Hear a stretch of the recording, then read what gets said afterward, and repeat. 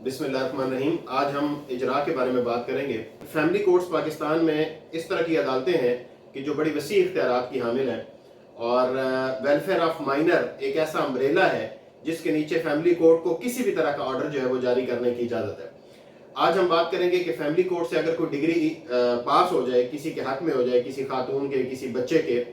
तो उसको एग्जीक्यूट कैसे करवाते हैं, उसकी इजरा की कार्रवाई कैसे होती है। हर डिस्ट्रिक्ट के अंदर जो फैमिली कोर्ट्स हैं उनमें से एक जज जो है एटलीस्ट वो इजरा की कार्रवाई के लिए मखसूस होता है। वो जितने डिग्री के और जितने एग्जीक्यूशन के केसेस हैं वो उसके पास दायर होते हैं। आपने अगर डिग्री हासिल कर ली है तो आप एक इजरा की दरखास्त दायर करेंगे उस अदालत में, और वो अदालत जो है वो फिर उस कार्रवाई को आगे बढ़ाएगी। तो वो बंदा जिससे आपने पैसे लेने हैं, या जो जिसने खर्चा देना है, या जिसने और कोई नान नफका का या आपके जो सामान जहेज है या और इस तरह के कोई भी जो है वो पैसे उसने देने हैं, तो आपके पास हर तरह की रेमेडी अवेलेबल है कि आप अदालत को कहें कि वो आपको उस रेमेडी के हिसाब से आपको फैसिलिटेट करे। मिसाल के तौर पे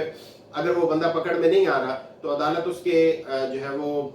वारंट गिरफ्तारी जारी कर सकती है। अगर वो 2-3 वारंट गिरफ्तारी के बाद भी वो नहीं आता या पुलिस उसे पकड़ने में नाकाम रहती है तो उसके बिला जमानत वारंट गिरफ्तारी जारी हो सकते हैं। फिर इसी तरह आपने अगर उससे कोई पैसे लेने हैं तो उसकी ये सूरत भी हो सकती है कि आप उसकी कोई प्रॉपर्टी जो है वो अटैच करवा सकते हैं। आप अदालत को दरखास्त दे सकते हैं कि इसकी जितनी प्रॉपर्टीज हैं आप उन्हें अटैच कर दें कि जब तक ये पैसे न दे उस वक्त तक उन्हें फरोख्त न किया जा सके।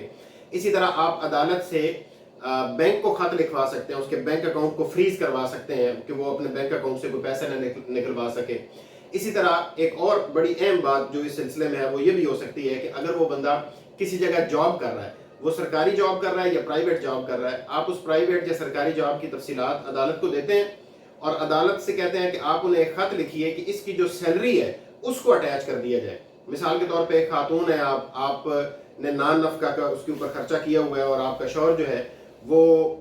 किसी सरकारी महकमे में या प्राइवेट इदारे में काम करता है, तो आप अदालत को कहेंगे कि ये उस प्राइवेट महकमे की या सरकारी महकमे की ये उसकी तफसीलात हैं और ये मेरा अकाउंट नंबर है। अपना अकाउंट नंबर भी आप लिख के देंगे और एक दरखास्त दे देंगे कि आप इसके जो बॉस है, इसके जो हाई एप्स हैं, उनको आप एक लेटर लिख दें कि वो इसकी सैलरी जो है वो अटैच कर दें। तो अदालत वो लेटर लिख देती है कि भाई इसकी जो सैलरी है वो इतनी इसके अकाउंट में जाएगी और इतनी जितनी अदालत ने डिग्री की हुई है उतने पैसे जो है वो हर महीने आपके अकाउंट में डायरेक्ट जो है वो ट्रांसफर होते रहेंगे। तो ये रेमेडीज अवेलेबल होती हैं। इसके अलावा भी